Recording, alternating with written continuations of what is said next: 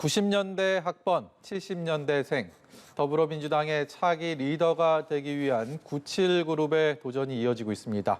오늘 뉴스 1번지 1번지 연장의 주인공 역시 그중 한 분입니다. 강훈식 의원 만나보도록 하겠습니다. 어서 오시죠. 네, 안녕하세요. 출마 선언하시면서요. 쓸모 있는 정치가 무엇인지 보여주겠다. 이렇게 말씀하셨습니다. 그게 무엇입니까? 쓸모 있는 정치. 윤석열 대통령 보면서 그런 생각이 들었습니다. 국민들이 고물가, 고환율, 그리고 고금리로 삼고라고 하는 사상 초유의 경제 위기 속에 민생 위기를 맞고 있지 않습니까? 예.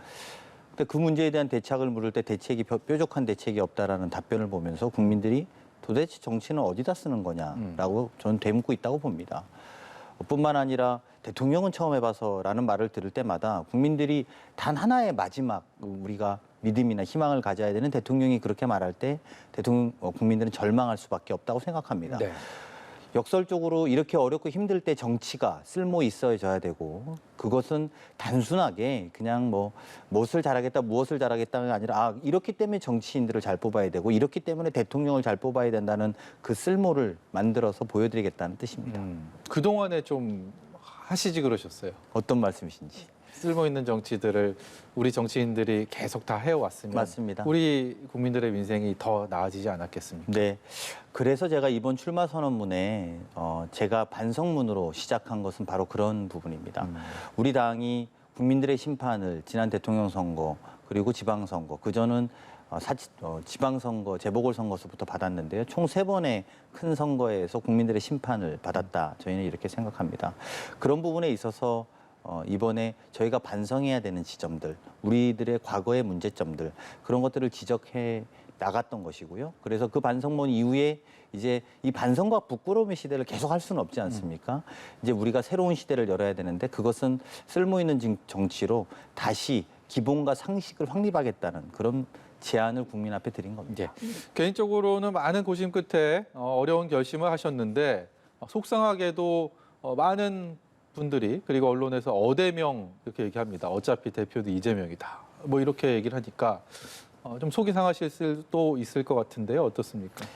당연하죠. 그러니까 직전에 대통령 후보니까요. 그리고 그 정도의 국민적인 인지도와 지지도가 있었기 때문에 저희가 그리고 1,600만 표라는 최대한 득표를 받은 후보니까 당연히 그런 말씀이 나올 거라고 봅니다. 하지만 그렇다고 해서 새로운 생각과 미래와 변화와 혁신을 주장하는 정치인이라면 이런 전당대회에서 그런 다윗과 골리앗의 싸움이라고 할지라도 저희가 도전하고 새로운 면모들을 보여주지 않으면 민주당이 쓸모 있는 정치하기에는 좀 어려워지는 것 아닌가라는 문제의식이 있습니다. 네. 어차피 정해진 게임의 룰, 그걸 뒤집어 보는 게 민주당의 전당대회 묘미가 될 거다. 저는 이렇게 기대합니다. 예. 제가 많은 민주당 의원들과 이 자리에서 대화를 나누다 보면 10분 중에 9분 정도는 이재명 의원은 우리 민주당의 정말 소중한 자산이다. 하지만 이번 전대 출마는 부적절하다. 이런 얘기를 많이 합니다. 네. 그렇기 때문에 이재명 의원이 당대표가 돼서는 안 되는 이유, 여러 가지 얘기들을 하시던데 가장 큰 이유, 강훈식 의원은 어떤 걸 뽑습니까? 당대표가 되면 안 되는 이유는 없지요. 지금 상황에서 전대 출마가 부적절한 이유로 질문을 받고 그렇게 하는 것보다도 오히려 이런 말은 어떨까요? 지금 당대표는 과연 무엇을 해야 되는가? 저는 이게 제일 중요하다고 봅니다. 현재 민주당은 크게 3가지 과제가 있습니다. 첫 번째는 미래를 혁신하고 변화시킬 수 있느냐. 두 번째는 170석의 야당을 끌고 운영할 수 있는 운영 능력과 정무적 감각, 또 전략적 판단이 가능한가. 예. 그리고 마지막으로 3번째는 계파 간의 대립이 갈등이 극심한데 이 극심한 계파 간의 갈등을 어떻게 통합으로 이끌고 신뢰를 회복시킬 수 있는지 이 3가지입니다. 이게 이재명 후보가 맞을 수도 있고요. 제가 더 적임자일 수도 있다는 생각입니다. 국민들은 그런 계파 간의 갈등을 극복하는 신뢰를 통해서 170석을 잘 운영해서 미래의 혁신과 변화를 만들어라는 요구를 민주당이 하고 있기 때문에 저는 그게 더 제가 적합하다고 생각하고요.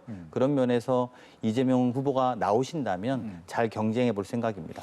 그래도 불과 몇 달 전까지 대선 후보로서 그리고 그 지근거리에서 대선 전략을 총괄했던 강훈식 의원이 맞죠. 이렇게 좀 비판도 하고 경쟁도 펼치는 것 너무 야속한 거 아닙니까?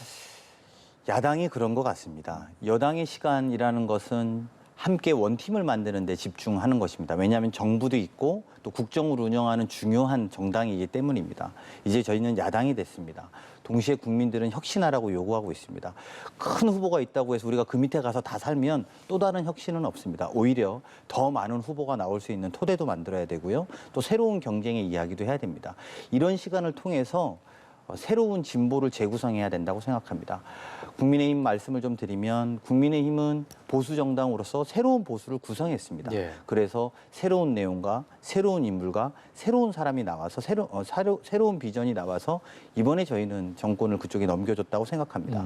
이제 저희 야당의 시간이라면 단순하게 강한 사람의 시대가 아니라 새로움의 시대로 전환시켜야 되고 그러면 저희가 진보를 재구성해서 새로운 비전과 또 새로운 정책 그리고 새로운 사람들이 나와서 이 장들에서 경쟁하는 것이 훨씬 더 건강하다. 저는 이렇게 생각합니다. 이 홍영표 의원이나 전해철 의원 같은 좀 무게감 있는 당내 중진들이 불출마를 선언했고 또 당권 도전을 선언했던 박지원 전 비대위원장은 비대위에서 이 당권 도전이 출마가 무산이 된 상황입니다. 그렇게 하면서 이재명 의원과 97그룹이라고 하는 강훈식 의원을 포함한 이 구도가 굉장히 주목을 받고 있고 앞으로 좀 더 받을 것 같습니다.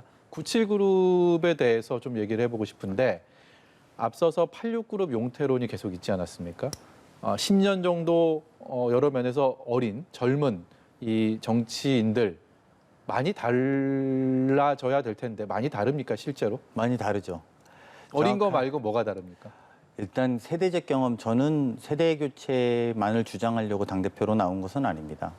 적어도 이런 건 있는 것 같습니다. 80년대가 쪽지로 뭔가를 주고받을 때 네. 저희 세대에선 삐삐를 거쳐서 그렇죠. 휴대폰 시대로 넘어갔던 것 같고요. 타자기를 치던 시대에서 한글 3.0에서 다시 스마트폰이라든지 컴퓨터 시대로 넘어간 것 같습니다. 저희 시대의 역할은 분명히 존재한다고 봅니다. 그 존재하는 역할에 새로운 것들의 문을 열어주는 역할도 있을 뿐만 아니라 선배 세대와 함께 호흡하는 것도 저희들의 역할이라고 생각하기 때문에요. 다만 중요한 것은 그런 세대가 뭉쳤으니만큼 세대 교체를 넘어서 주류 교체를 해내야 된다. 저는 이렇게 생각이 들고요. 그런 부분을 잘할 수 있는 적임자가 누군지를 찾는 것이 이번 전당대회의 또 다른 재미가 아닌가 생각이 듭니다. 출마 선언문에 아직 잉크도 안 말랐는데 이런 질문 드리기도 좀 송구합니다만 네. 단일화의 가능성 좀 힘을 합치면 97그룹이 공통된 지향점을 가지고 힘을 모으면 좀 재밌는 승부가 되지 않겠어? 라고 얘기하시는 분들도 꽤 있는 것 같습니다. 국민들이 보실 때 나이 세대가 비슷하다고 단일화한다라는 것은 제가 볼 때 민주당의 혁신과 미래의 방향은 아닐 거라고 봅니다. 중요한 것은 어떤 당대표를 뽑아야 되는지 그 원칙이 중요하다고 봅니다. 아까 제가 세 가지 말씀을 드렸습니다만 미래를 바꿀 수 있는 사람들 그리고 현재 170석을 잘 운영할 수 있는 사람들 그리고 마지막으로 계파 싸움을 이제 극복해서 통합의 리더십을 발휘할 수 있는 단이다라면 뭐 지금은 아닙니다만 충분히 경쟁해 본 다음에 논의해 볼 수도 있다고 생각합니다.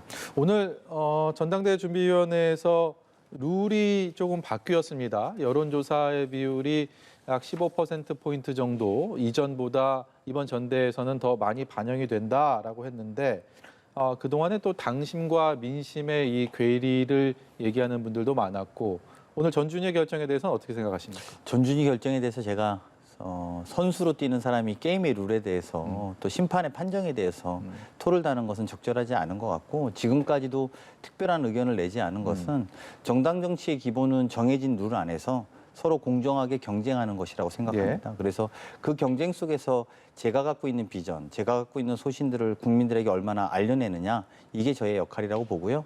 그런 것들이 나중에 평가로도 남을 거라고 봅니다. 예. 그러면 이렇게 질문을 좀 하나 드리도록 하겠습니다. 민주당 하면요, 지난 대선 그리고 지방선거를 거치면서 굳어진 떠오르는 이미지들이 좀 있습니다. 민주라는 오래된 가치보다는 기득권 그리고 팬덤이나 문자 폭탄 또 하나의 개파 뭐 이런 것들이 민주당 입장에서는 굉장히 아픈 지적이고 또 넘어서야 할 장애물이기도 할 텐데 강훈식 의원은 이런 민주당에 대한 부정적인 이미지들 어떻게 바꾸기 위해 노력하시겠습니까?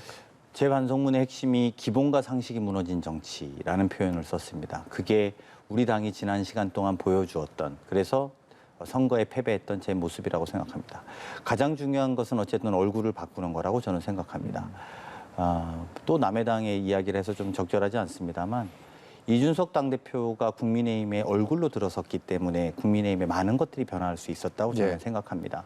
아까 말씀드린 것처럼 보수는 재구성됐지만 진보는 재구성되지 못했고 그래서 제가 출마 선언문에 이제 진보를 재구성하자. 과거의 민주 대 반민주의 구도가 아니라 이제 새로운 싸움들을 시작해야 될 것이고요. 그거는 저는 하나의 얼굴 대 다양한 얼굴의 싸움이 될 것이고 그것이 우리 다양한 국민들의 공동체를 이끄는 삶의 얼굴들을 진보를 재구성해서 보여주는 게 우리 당의 앞으로 숙제라고 생각합니다. 예, 알겠습니다. 오늘 정치의 이슈들도 꽤 많이 있었습니다.